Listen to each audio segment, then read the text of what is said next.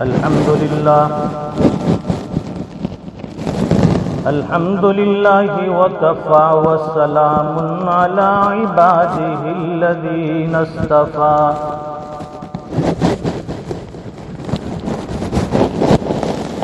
خصوصا على أفضلهم وخاتم النبيين محمد الأمين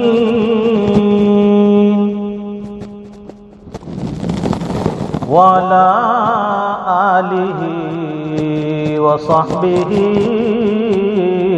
أجمعين أما بعد فأعوذ بالله من الشيطان الرجيم بسم الله الرحمن الرحيم يا أيها الذين آمنوا استعينوا بالصبر والصلاة إن الله مع الصابرين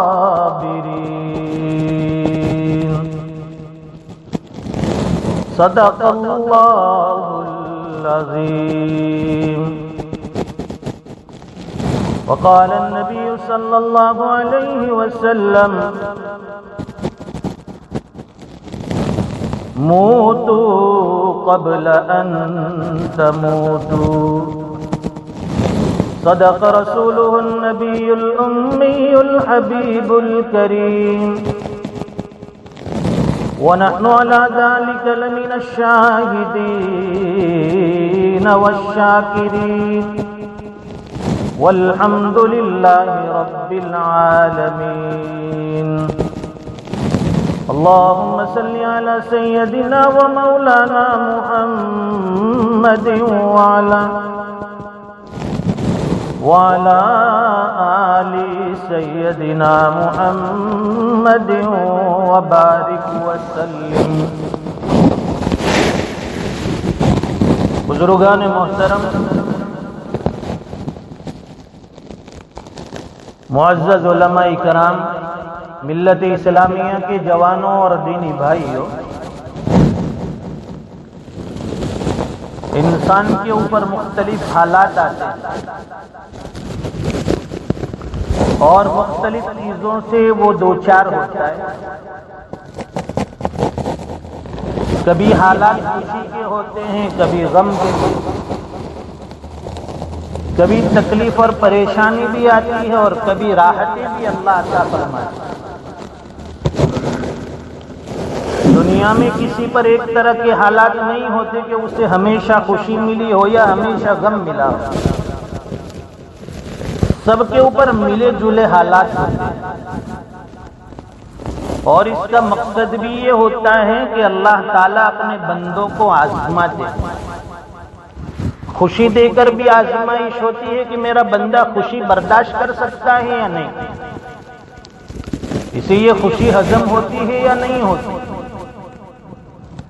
تکلیف میں مبتلا کر کے بھی اللہ تعالیٰ آزمائش لیتے ہیں، امتحان لیتے ہیں کہ میں تھوڑا ہمیشہ تو راحت دیتا رہا، تھوڑی سی تکلیف دے کر بھی میرے بندے کو آزما لوں. راحت میں تو میرا بڑا شکر ادا کرتا ہے، میری بڑی تعریفیں کرتا ہے، لیکن یہ تکلیفیں دے کر میں پرکھنا چاہتا ہوں کہ کیا تکلیف کے اندر بھی وہ میرا دامن نہیں چھوڑتا، مجھے رب مانتا ہے، میری عبادت کرتا ہے، یا پھر اس میں کوئی کمی آ جاتی ہے. ہمارا مزاج تھوڑا الٹا ہے، جب خوشی مل جاتی ہے تو اللہ کا در چھوڑ دیتے ہیں، جب حالات تکلیف پریشانی آتی ہے تو پھر اللہ کے در پر آ کر گڑ گڑاتے ہیں. اور اللہ فرماتے ہیں کہ جیسے ہی ہم سے وہ حالات اور تکلیف دور کر دیتے ہیں پھر وہ ہمیں یاد کرنا بھول جاتا ہے. جیسے کشتی بھنور میں پھنس جاتی ہے یا ہوائی جہاز آسمان کے اوپر گردش کرنے لگتا ہے، اعلان ہوتا ہے کہ اب ہم لوگ 5 منٹ کے اندر گرنے والے ہیں. ہر آدمی اپنے اپنے مذہب کا جو بھی کرنا ہو پڑھنا ہو کر لے، اس وقت فلائٹ میں بیٹھا ہوا ہر آدمی، ہوائی جہاز کے اندر بیٹھنے والا ہر انسان کسی بھی مذہب سے تعلق رکھتا ہے، سب کا ایمان اور یقین یہی ہوتا ہے کہ اب بچانے والی ذات صرف ایک اللہ کی ہے، وہی اللہ ہمیں بچا سکتے ہیں۔ کشتی بھنور میں پھنستی ہے، ڈاواں ڈول ہوتی ہے، ملا کہتا ہے کہ اب بچنے کے چانسز کم ہیں، جو کرنا ہو پڑھنا ہو کر لیجئے۔ سب لوگ اللہ کی طرف متوجہ ہو جاتے ہیں۔ اللہ فرماتے ہیں کہ پھر ہم ان بندوں کو جب کنارے کے اوپر لے کر آتے ہیں، ان کی زندگی دوبارہ ان کے حوالے کرتے ہیں، جیسے ہی کنارے آتا ہے پھر وہ ہمیں بھول جاتا ہے۔ تو ہمارا مزاج ایسا بن گیا ہے کہ تکلیف اور حالات آتے جائے اور ہم اللہ کو یاد کرتے جائیں۔ یہ 2-2.5 سال سے جو حالات ہم پر مسلط ہے، پوری دنیا اس کی لپیٹ میں اور اس کی جکڑ میں ہے۔ نہ جائے رفتن نہ پائے ماندن، جائے تو کہاں جائے اور بیٹھے تو کتنا بیٹھے۔ گھر والے بھی پریشان، گھر کی عورتیں پریشان ہیں کہ اللہ یہ کیسی وبا آ گئی۔ ویسے تو روزانہ گھر میں ایک دوسرے کے چہرے کو دیکھ کر تو میں ہوتی ہے، اب تو یہ گلے پڑ گیا ہے۔ وائرس سے زیادہ تکلیف تو ہمیں اس سے ہو رہی ہے۔ تو اللہ تعالیٰ نے یہ ملی جلی زندگی حالات والی ہمیں عطا فرمائی، اور ایمان والے کے لیے تو دونوں چیزوں میں الحمدللہ اس کا تو فائدہ ہی فائدہ ہے۔ تکلیف ہو تو بھی ایمان والے کے لیے اجر اور درجہ، اس لیے فرماتے کہ ایمان والے کو جب کوئی خوشی پہنچتی ہے اس پر اللہ کا شکر ادا کرتا ہے، نامہ اعمال میں اجر لکھا جاتا ہے۔ جب اسے کوئی تکلیف پہنچتی ہے، پریشانی ہوتی ہے، اس کے اوپر جو اسے غم ہوتا ہے، اس غم کی وجہ سے جو صدمہ دل میں ہوا اس پر بھی اللہ تعالیٰ اجر لکھتا ہے۔ مومن کے دونوں ہاتھ میں لڈو، خوشی میں بھی اجر اور غمی اور تکلیف میں بھی اللہ کی طرف سے اجر۔ اس لیے فرمائے کہ ایمان والے بندے کو جب کانٹا چبھتا ہے، پیر میں کانٹا چبھنے کی تکلیف ہوتی ہے، اس پر جب وہ کراہتا ہے، آہ نکالتا ہے، اللہ تعالیٰ اس بندے کے نامہ اعمال میں اجر اور نیکی لکھتے ہیں۔ میرے بندے کو تکلیف پہنچی، حدیث پاک میں آتا ہے سیدہ عائشہ صدیقہ رضی اللہ تعالیٰ عنہا ایک مرتبہ رات کی اندھیریوں میں چراغ جلا ہوا ہے۔ اس زمانے میں یہ لائٹنگ نہیں تھی، چراغ جلتا تھا، ہمارے یہاں جسے دیا کہتے ہیں، وہ چراغ کی روشنی ہوتی تھی۔ تو فرماتی ہے کہ وہ چراغ جل رہا ہے، گھر میں اچانک سے ہوا کا جھونکا آیا، چراغ بجھ گیا، اندھیرا ہو گیا۔ جیسے ہی چراغ بجھا، حضور پاک صلی اللہ علیہ وسلم کی لسان مبارک سے دعا نکلی، انا للہ و انا الیہ راجعون۔ ماں عائشہ صدیقہ رضی اللہ تعالیٰ عنہ کہنے لگی، اللہ کے نبی یہ کیا چیز ہے؟ انا للہ تو کسی بڑی مصیبت کے اوپر پڑا جاتا ہے، جب کوئی بڑی مصیبت تکلیف آتی ہے اس وقت انا للہ پڑھتے ہیں۔ یہ چراغ کا بجھ جانا تو کوئی تکلیف کی بات نہیں، کوئی مصیبت نہیں ہے، پھر انا للہ کیسا؟ حضور پاک صلی اللہ علیہ وسلم نے فرمایا کہ عائشہ چراغ بجھنے کی وجہ سے بھی ایمان والے کو تکلیف ہوتی ہے، اندھیرا چھا گیا، اور اس چھوٹی سی مصیبت پر بھی اللہ تعالیٰ اسے اجر اور ثواب عطا فرماتے ہیں، نیکی دیتے ہیں۔ ہمارے گھر میں بھی لائٹ آف ہو گئی، اچانک سے اندھیرا، انا للہ و انا الیہ۔ دیکھیے دوسرے ملکوں میں کیا ہوتا ہے، جب بجلی چلی جاتی ہے تو وہ لوگ جو پاور ہاؤس ہوتا ہے وہاں فون کرتے کہ بھائی وہ بجلی چلی گئی، کیوں کٹ گئی؟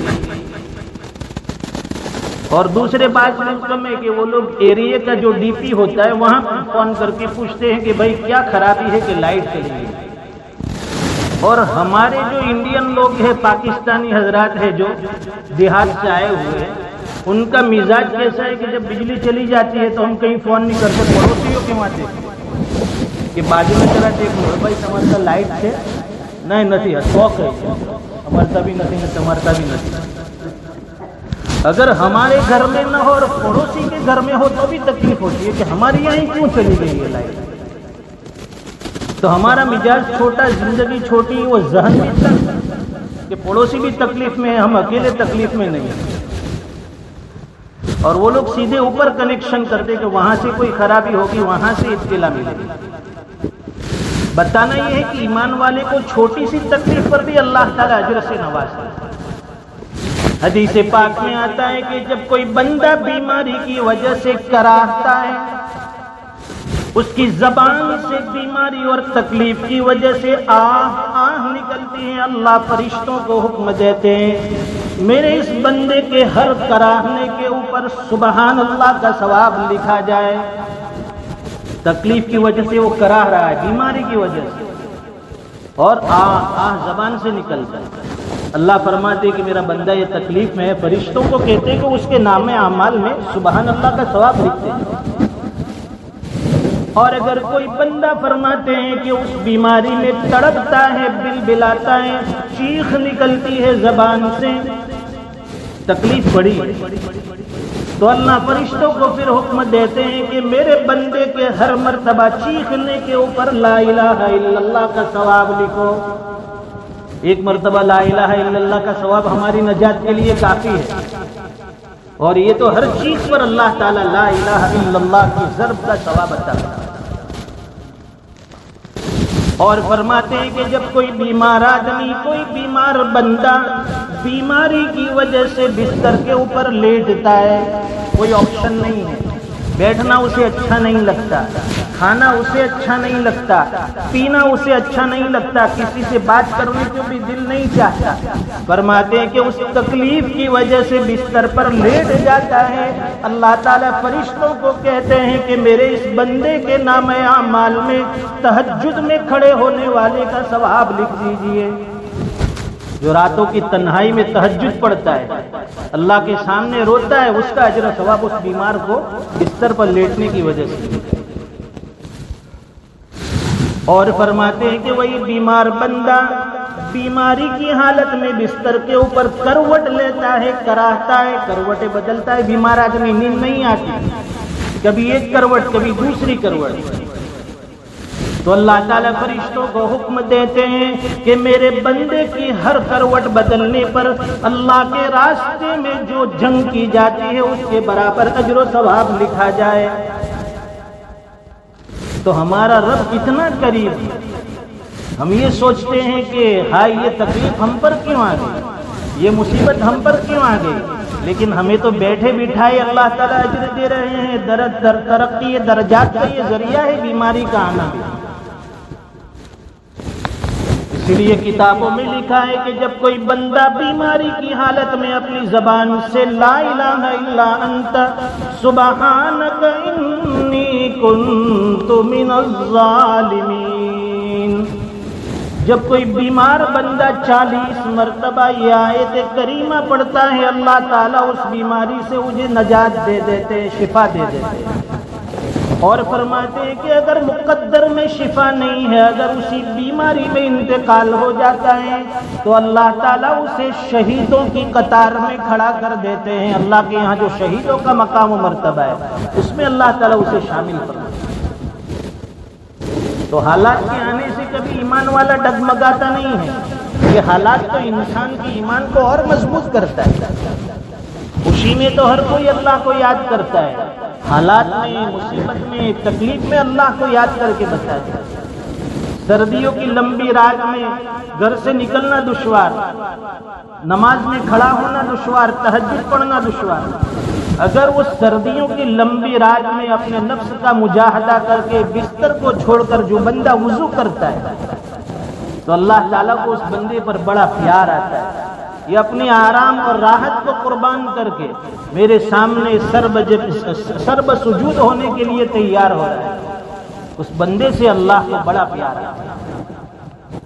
हज़रत अय्यूब अलैहिस्सलाम वो तो नबी थे, और नबी जो होता है वो तो अल्लाह के हुक्म का मुती और फरमा बरदार होता है। इबादतें, रियाजतें, کوئی دقیقہ فیر و گزاش نہیں کہ اللہ کی یاد سے کوئی اللہ کا جو نبی ہو وہ غافل ہو۔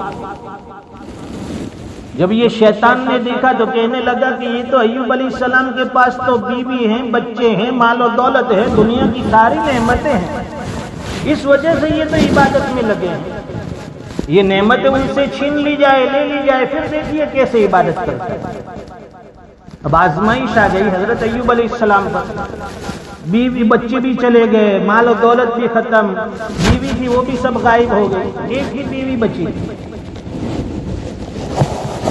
اور پھر بیماری آئی، جسم کے اوپر پھپھولے پڑ گئے، چچک کی بیماری، دانے پڑ جاتے ہیں، اور پھر اس میں پیپ بھر جاتا ہے، اس میں پھر کیڑے بھی لگ جاتے ہیں، پھر بھی زبان سے اللہ کا شکر ادا کیا جاتا ہے، عبادتوں میں کوئی کمی نہیں آئی۔ اور یہ بیماری کوئی ایک دو دن نہیں، ایک دو مہینے تک نہیں، فرماتے ہیں مفسرین لکھتے ہیں کہ حضرت ایوب علیہ السلام کی باڈی کے زخم کے اندر جو کیڑے ہوتے ہیں، جو زخم کو کریدتے ہیں، جب وہ کیڑا نیچے گر جاتا ہے دوبارہ اسے اٹھا کر رکھ دیتے اس کی جگہ پر کہ اللہ تعالیٰ نے میرے بدن کو تیری غذا بنایا۔ 18 سال تک اس بیماری میں مبتلا رہا، لیکن کبھی زبان پر کوئی شکوہ نہیں۔ اور پھر جب یہ بیماری شیطان نے ہر طرح سے دیکھا کہ یہ تو بندہ ایسا ہے کہ جتنی بیماری اور تکلیف بڑھتی ہے اس کا اللہ کا شکر اس سے زیادہ بچا لاتا ہے، وہ بیماری پھر ختم ہو گئی۔ کسی نے پوچھا کہ حضرت آپ کو اس بیماری کے دنوں میں مزہ آتا تھا یا اب صحت کے زمانے میں مزہ آ رہا ہے؟ تو حضرت ایوب علیہ السلام نے فرمایا کہ ان بیماری کے دنوں میں جب میں صبح اٹھتا تھا اللہ پوچھتے تھے کہ ایوب کیا حال ہے، اس میں جو مجھے مزہ اور لذت آتی تھی، ایسی صحت والی زندگی میں وہ لذت اور مزہ نہیں۔ اللہ قرآن کریم میں فرماتے ہیں اِنَّا وَجَدْنَاهُ صَابِرًا، ہم نے ایوب علیہ السلام کو بڑا صابر پایا، صبر کرنے والا بندہ پایا، بڑے صابر ہوئے، حالات میں، مصیبتوں میں، بیماریوں میں صبر ہی صبر۔ نعم العبد، اللہ فرماتے ہیں کہ یہ ایوب جو ہے بڑا اچھا بندہ ہے، اللہ جس کے بارے میں گواہی دے، انہ اواب، یہ میری طرف رجوع کرنے والا ہے۔ اس سے ہمیں سبق ملتا ہے کہ بیماریوں میں صبر کرنا ہے۔ انا وجدناہ صابرا، جب ہم صبر کریں گے تو پھر اللہ کی طرف سے یہ مژدہ سنائی دے گا، نعم العبد، کہ میرا کتنا اچھا بندہ ہے، انہ اواب، ہر وقت میری طرف متوجہ ہوتا ہے، میرے حکم کے اوپر سر تسلیم خم کرتا ہے۔ اور قرآن کریم کی اس آیت میں اللہ تعالیٰ نے وہی ہمیں سبق دیا ہے، یا ایھا الذین آمنوا استعینوا بالصبر والصلاۃ، اے ایمان والو جب بھی کوئی حالت آئے، جب پریشانی آئے، مصیبت آئے، بیماری آئے، خوشی ہو یا غم، استعینوا بالصبر والصلاۃ، اللہ کے سامنے دو چیزیں لے کر جاؤ، ہمیشہ صبر اختیار کرو، صبر کا دامن مت چھوڑو۔ استعینوا، اللہ سے مدد طلب کرو صبر کے ذریعے، والصلاۃ، اور دوسری چیز نمازوں کی بھی پابندی کرو۔ جو بندہ حالات میں صبر کرتا ہے اور وقتیہ نماز کی بھی پابندی کرتا ہے، اللہ تعالیٰ بڑی سے بڑی مصیبت سے اسے نجات دیتے ہیں، بڑے سے بڑے حالات دور فرماتے ہیں، بڑے سے بڑے رنج اور غم صدمے کو اللہ تعالیٰ کافور کر دیتے ہیں، بندہ باہر نکل آتا ہے۔ آج کی اس مختصر سی مجلس میں ہمیں یہی سبق لے کر اٹھنا ہے کہ دنیا چاہے ادھر سے ادھر ہو جائے، یہ وائرس تو کیا اس سے بھی بڑے حالات آ جائے پوری دنیا میں، لیکن ہمیں ہمیشہ صابر رہنا ہے، حالات کے سامنے اللہ کی طرف متوجہ ہونا ہے، اور نمازیں نہیں چھوڑنی ہیں۔ کئی جگہ سے یہ شکایتیں بھی آئی کہ بھئی لاک ڈاؤن کے زمانے میں جو مسجدیں بند تھی لوگ گھروں میں نماز پڑھتے تھے، جب مسجدیں کھلی تو وہ عادت اور طبیعت گھروں میں جو نماز پڑھنے کی بنی ہوئی ہے اب مسجد کی طرف آنے کے لیے قدم نہیں اٹھتے۔ ارے بھئی ایمان والے کے لیے تو مسجد ہی اللہ کا در ہی وہ جگہ ہے جہاں سے سارے حالات دور ہو جاتے ہیں، جہاں سے اللہ تعالیٰ ایمان والوں کے لیے حالات کھول دیتے اور ہم اسی اللہ کے گھر کو چھوڑ دیتے۔ اللہ تعالیٰ ہمیں صحیح سمجھ عطا فرمائے۔ ملکی اور دنیا میں اس وقت جو حالات ہیں اللہ تعالیٰ اس کو مبدل بامن و امان فرمائے، انسانیت کی راحت کا ذریعہ بنائے، پنپنے اور سانس لینے کے لیے اللہ تعالیٰ حالات کو، آب و ہوا کو درست فرمائے۔ جتنے بھی اس وقت بیمار چل رہے ہیں اللہ تعالیٰ ان تمام ہی بیماروں کو شفائے کاملہ عاجلہ مستمرہ نصیب فرمائے، اور جتنے بھی لوگ اس مرض میں دنیا سے چلے گئے اللہ تعالیٰ جمیع مرحومین کی مغفرت فرمائے۔ آج یہ 2-4 گھنٹے کی مختصر آپ کے یہاں کی حاضری تھی، ہمارے جوانوں کا یہ جذبہ تھا کہ یہاں آئے ہیں تو 2-4 منٹ کچھ دین کی نسبت سے گفتگو ہو جائے۔ میں نے کہا کہ چلو ٹھیک ہے، یہاں آنا ہی ہے اور یہ سفر دین کی نسبت سے ہو جائے گا، اللہ تعالیٰ ہمارے نام اعمال میں یہ نیکیاں لکھ دیں گے، اور ایمان والا اور مومن بندہ ایک ایک نیکی کا محتاج ہوتا ہے۔ اللہ کے یہاں ہماری کون سی نیکی پسند آ جائے، ہماری نجات کا ذریعہ بن جائے، تو میں نے بھی اپنی خوش قسمتی سمجھی کہ یہاں مسلمانوں کی اور ایمان والے بھائیوں کی ملاقات ہوگی، دین کی کچھ گفتگو ہوگی، اور جماعت بھی ماشاءاللہ آئی ہوئی ہے۔ اللہ تعالیٰ ان کے آنے کو بھی مبارک فرمائے، ان کے آنے سے اللہ تعالیٰ بستی میں ہدایت کے ذریعہ بنائے، اور ان کے اٹھنے والے قدم کو، ان کے جذبے کو اللہ تعالیٰ اپنی بارگاہ میں قبول فرمائے۔ مختصر دعا کر لیتے ہیں، درود شریف پڑھیں۔ اللهم صل على سيدنا ومولانا محمد وبارك وسلم۔ ربنا آتنا في الدنيا حسنة وفي الآخرة حسنة وقنا عذاب النار۔ اے اللہ ہم سب کے گناہوں کو معاف فرما، ہماری خطاؤں سے درگزر فرما، رحم کا، کرم کا، عافیت کا معاملہ فرما، ہر خیر مقدر فرما، ہر شر سے حفاظت فرما۔ پوری دنیا سے وبا اور وائرس اور اس کے علاوہ جتنے بھی امراض ہیں پیارے اللہ، ان تمام مہلک امراض سے خصوصاً امت مسلمہ کی، پوری انسانیت کی اور پوری مخلوق کی حفاظت فرما۔ آپ ہم سے ناراض ہو گئے ہیں، یہی اسی کا نتیجہ ہے کہ آپ نے اپنا در ہمارے لیے بند کر دیا۔ پیارے اللہ، نہ جانے ہمارے ایسے کون سے اعمال ہیں کہ آپ نے اپنے گھر کا دروازہ بھی ہم پر بند کر دیا۔ اے اللہ، دوبارہ ایسے حالات ہم پر نہ لا۔ مسجد ہی تو وہ جگہ ہے جہاں آ کر ہم اپنا دکھڑا سنا سکتے ہیں۔ اے اللہ، مسجد ہی وہ جگہ ہے جہاں ہم اپنے ایمان والے بھائیوں کے ساتھ مل کر دین کے چرچے اور دین کی باتیں کر سکتے ہیں۔ اے اللہ، ایسے حالات سے ہم آپ کی پناہ چاہتے ہیں جو ہمیں مسجد میں آنے سے روک دے، ہمارے ایمان اور اسلام کے اندر گراوٹ آ جائے۔ پیارے اللہ، ایسے حالات سے ہماری اور پوری امت مسلمہ کی حفاظت فرما۔ سب کے کاروبار اور بزنس ٹھپ پڑے ہوئے ہیں، حالات کی وجہ سے سب رزق کے معاملے میں بھی پریشان ہیں۔ پیارے اللہ، سب کے حالات کو درست فرما دیجئے، سب کے روزگار کو دوبارہ جاری کر دیجئے، بزنس میں بھی خوب ترقی اور برکتیں عطا فرما۔ اے اللہ، ہمارے معاشرے کے بگاڑ دور فرما، بیماروں کو شفا عطا فرما، پریشان حالوں کی پریشانیاں دور فرما، حاجت مندوں کی ضرورتیں پوری فرما، دنیا سے ایمان پر جانے والوں کو جنت الفردوس عطا فرما۔ یہ مل جل کر بیٹھنا قبول فرما۔ اے اللہ، اتنی دیر تک جو باتیں کہی گئی، سنی گئی، ہم سب کو اس پر عمل کا داعی اور جذبہ عطا فرما۔ یہاں جو جماعت آئی ہوئی ہیں پیارے اللہ، ان کے وقت لگانے کو قبول فرما، ان کے دن رات کے اللہ یہاں قبول فرما، ان کے ذریعے ہمارے جوانوں میں، ہماری بستی میں ہدایت کے فیصلے فرما دے۔ پیارے اللہ، ہمارے جوانوں کے جذبے کی ہمیں قدردانی عطا فرما، بار بار تیری راہ میں نکلنے والا بنا، تیرے بندوں تک یہ دعوت اور اسلام پہنچانے والا بنا۔ اے اللہ، ہم تو گندے ہیں لیکن آپ کی ذات تو پاک ہیں، ہم تو آپ کے بندے ہیں، جیسے بھی ہو زبان سے آپ کا کلمہ لیتے ہیں، آپ کے حبیب کے متوالے ہیں۔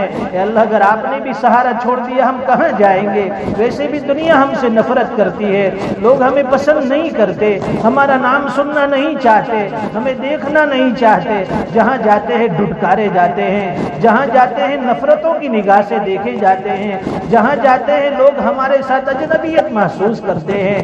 جرم اتنا ہے، قصور اتنا ہے کہ ہم مسلمان ہیں، ہم ایمان والے ہیں۔ پیارے اللہ، اگر تیرے ایمان والے بندوں پر یہ حالات آ جائیں گے، دنیا میں تیرے نام لینے والے کون ہوں گے؟ اے اللہ، ہمیں اپنے ایمان اور کلمے کی حفاظت فرما دے، ہمارے ایمان اور اسلام کی حفاظت فرما، ہمارے نوجوان نسلوں کی ایمان اور اسلام کی حفاظت فرما، پوری دنیا کے حالات کو سازگار فرما، حرمین شریفین کی حفاظت فرما، اس کے کھلنے کے فیصلے فرما۔ پیارے اللہ، وہاں کی حاضری ہم سب کو مقدر فرما، ہماری نیتوں کو درست فرما، اخلاص اور للہیت عطا فرما، جو کچھ مانگا وہ عطا فرما، نہ مانگ سکے بغیر مانگے اس سے بہتر و بڑھ کر عطا فرما۔ یہ دعائیں اپنے فضل و کرم حبیب پاک صلی اللہ علیہ وسلم کے صدقے تو فعل قبول و منظور فرما۔ ربنا تقبل منا انك انت السميع العليم وتب علينا انك انت التواب الرحيم، وصلى الله على النبي الكريم، آمين برحمتك يا ارحم الراحمين۔